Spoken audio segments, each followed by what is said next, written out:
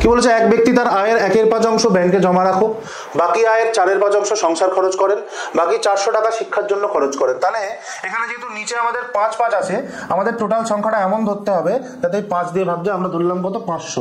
500-র মধ্যে 1/5 খরচা করেছে, সেই কতর জন্য, সেভিংসের জন্য, ব্যাংকে জমা রাখে। কত টাকা জমা রাখে, 100 টাকা।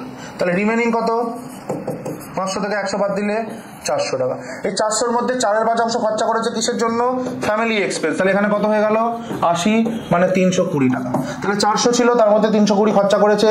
তাহলে নতুন রিমেনিং কত হয়ে গেল, 400 মাইনাস 320, মানে 80 টাকা।